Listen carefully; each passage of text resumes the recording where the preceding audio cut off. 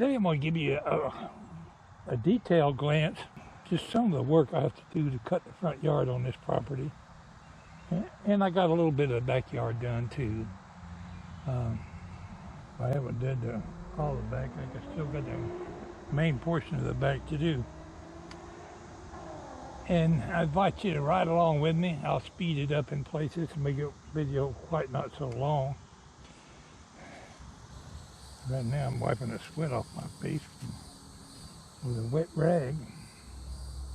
But I'll dub in some stories or some audio or something during the video. I'll talk a little bit, in other words. You won't have to listen to this noise anymore. I'll stick some music to it. Try to make it somewhat entertaining. Now, a lot of my viewers are wondering why I got a half a dozen lawnmowers piled up out there at the back of the property. Well, you will see today just how much I've been cutting. When we first moved on this property, we couldn't afford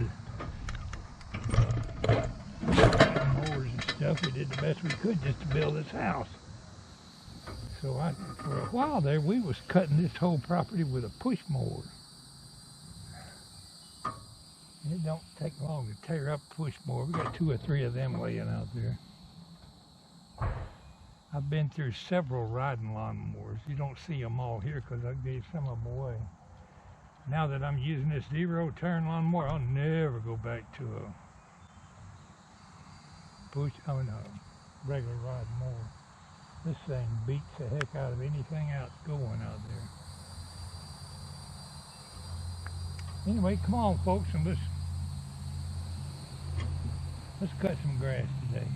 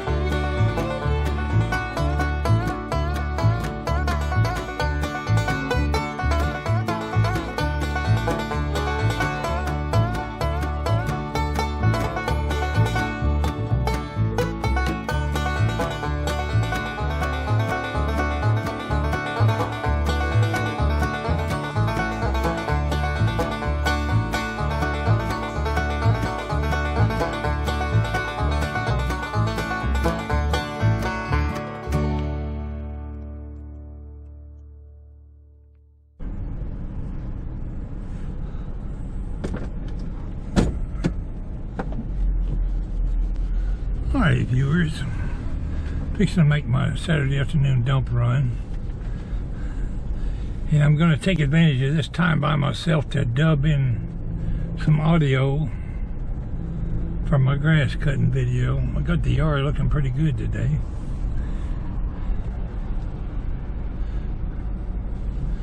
Nothing likely to happen on this trip here, but just in case, I got my camera going. I recall as a child living in a rural country community in McCoy, Georgia,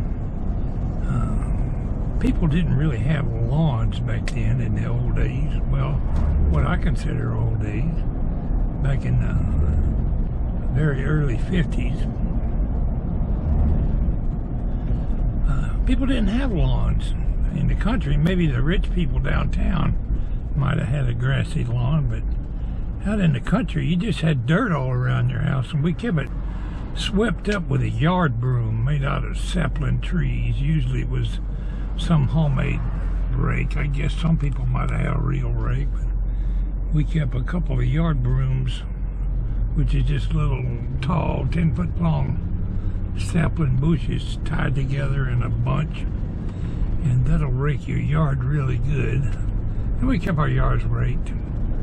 You rake the leaves out. What little bit of grass cutting you did that with a sling blade. Nobody out there had a lawnmower. Anyway, I digress. I was talking about cutting grass. Well, when I was about 9, going on 10, I went to Florida to live with my father instead of my mother. And we got down there, they had a lawn. I'd never lived in a house that had grass.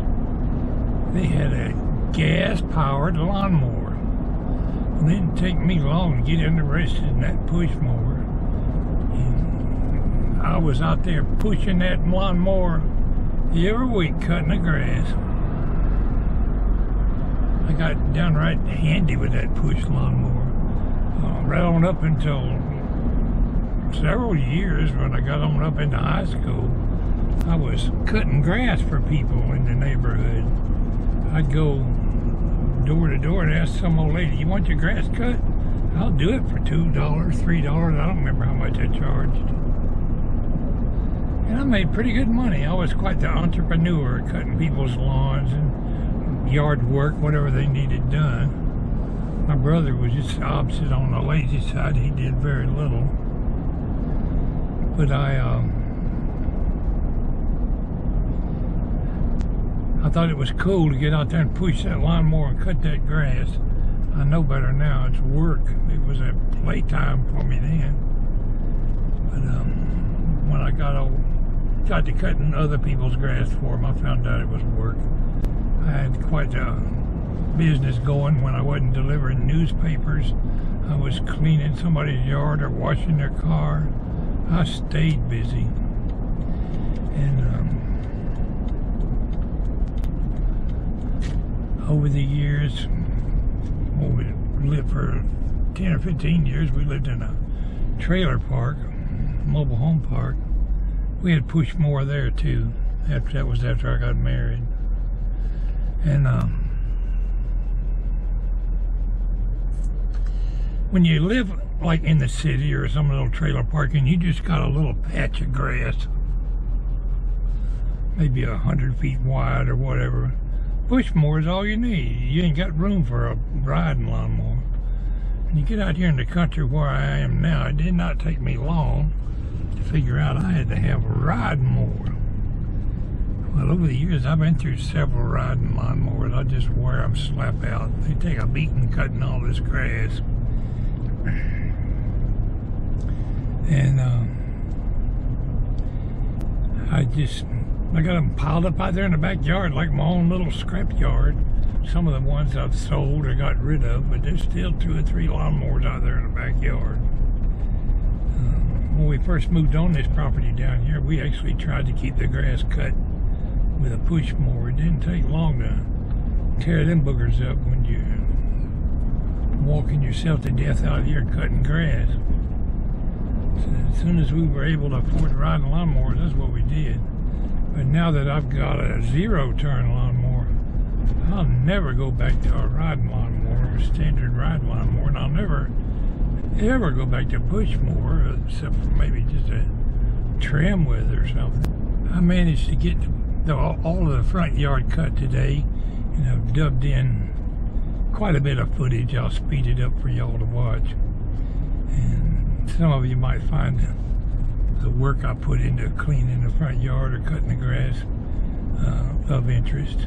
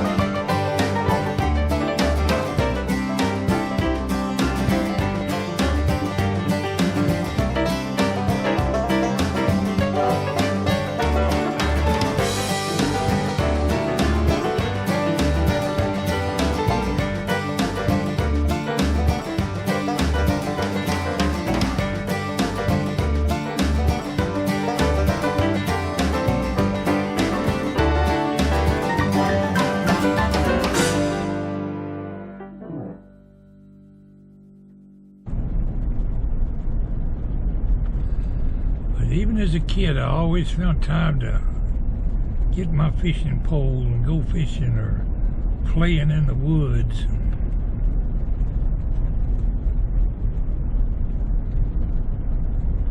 Had a fish trap down at the creek when we lived in Aiken, South Carolina for a while. I'd go check that fish basket 2 or 3 times a week. That was the first time I ever ate eel. You wouldn't think an eel would taste good, and I probably wouldn't eat it now, but back then I didn't care. We skinned them and ate them. Eel makes pretty good eating, freshwater eel, as I recall anyway. Let me pause right here. I'm at the dump. I'm watching the Braves play today. They're doing pretty good here lately. But I had to stop watching the game to get out here and make this evening dump run. When I first came in from cutting grass today, I sat down at the computer there, getting my breath, and flipped on YouTube. I got one of my viewers. I'd like you people to go over there and check his videos out. Many of you probably already heard of him. Man, his name's McCoy. Him and his wife run a little sawmill, make videos of various things on YouTube. And he told a story today about a goose on the loose. Finish watching my video by all means, but I'll put a link down in the description where you can go over and check out his channel. Tell him I sent you. You might want to subscribe to old boy. He makes some pretty good videos and tells some pretty good stories. Today he told one about the goose on the loose, and it had to be funny as hell the way it happened, and I won't give his story away. You got to watch it to catch it. His story reminded me of one that I've already told here years past on my channel about snakes, and I'll briefly run down the snake story. Most of my viewers already know I was traumatized by a snake when I was a kid, to the point that I'm not scared of them. If I see one over there, I'm okay. If I know he's there, I'm going to be all right. But what scares the hell out of me is when I come up on one unexpected. I've had them pop out of a tree and land in the truck with me right in my lap. Now that'll get your blood pressure up.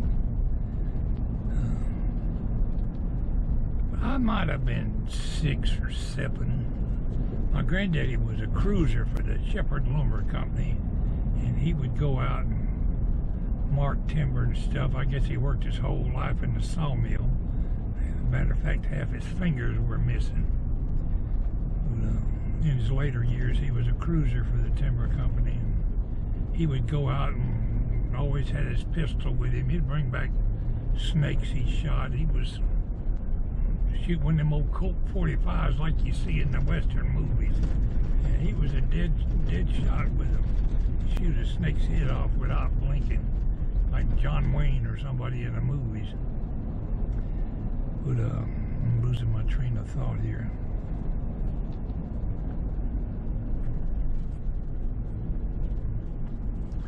What the hell was I talking about? Anyway, back to my snake story. We were picking blackberries, and my mother wanted a blackberry pie. We went down to this big blackberry patch at the end of this dirt road we lived on, and it was a huge bramble of briars. Blackberries, thorns all on them. You could work your way in there and pick these big juicy blackberries. I was all the way at the back of the blackberry patch, and see some big blue flowers. I'm gonna pick these flowers from my mama. She'll love these flowers. So I put down my bowl of blackberries I was eating, picked some flowers, and turned around and picked up my bowl of blackberries, and standing right at my feet, right where I was standing at my feet, was a big old long rattlesnake. And we're not talking about no little thing like an ordinary little small snake, This scoundrel was 6 or 7 foot long, bigger around than a man's arm, a diamondback rattlesnake. I didn't recognize what it was. He wasn't coiled up, and he wasn't rattling, and he wasn't hissing at me. He was just laying there sunning himself. And literally, if I'd moved my foot 6 inches, I'd have stepped on him. That's how close I was. And he had this real pretty design, and the first thing that come to my mind was, boy, that's a neat looking little hose. And I leaned over to touch it. Only I seen it moving. It was drawing up. He had sensed I was there, and he was getting ready to coil up. And I realized my eyes focused on his head. His head was bigger than a man's hand, stretched out flat. He was a huge snake. And it dawned on me, my granddaddy had always told me to watch out for snakes. But I thought, you know, little 2 and 3 foot snakes ain't nothing to be scared of. But that got my goat. I remember my younger brother and my mother over on the other side of the blackberry patch. And I decided there was a definite need for a new path right through that blackberry patch to get away from there. So I was wearing short pants, barefooted, hurdling these bright blackberry bushes the best I could, jumping them, coming through that blackberry patch, yelling, "Snake, snake, snake!" Just scared the hell out of me. I just let that snake hold them blackberries and flowers. I just dumped them right on him when I was running away. But I ran from that damn snake. I went by my mother and brother, and my brother was tugging on my mother's apron string saying, "I want to go see the snake. I want to go see the snake." But I never did get to hear her answer to him because I didn't stop. I was at a dead run going down that road heading back to the house. And ever since then, if I come up on a snake unawares or have one, I've had them fall out of the tree on me. That'll scare the snot out of you. And first reaction that comes to my mind when I'm not expecting it is, "Snake, snake, snake, it's a snake." And it scares the hell out of me. So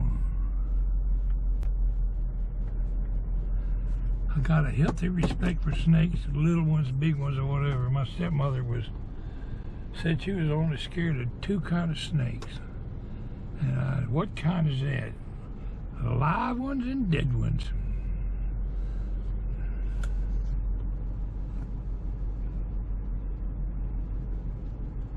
Don't see a lot of rattlesnakes around here. We got plenty of copperheads though, which is just a rattlesnake without rattles.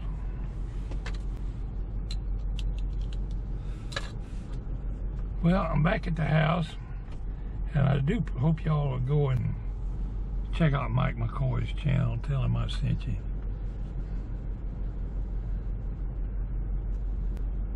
Maybe by the time I get my video made for the grass cutting, I can dub in another story.